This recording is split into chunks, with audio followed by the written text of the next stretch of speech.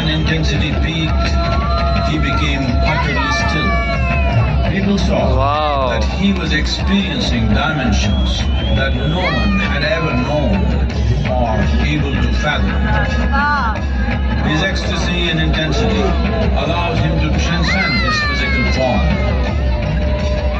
Witnessing an individual human in union with the cosmos, they called him a yogi, as he was the first one, the Adi Yogi.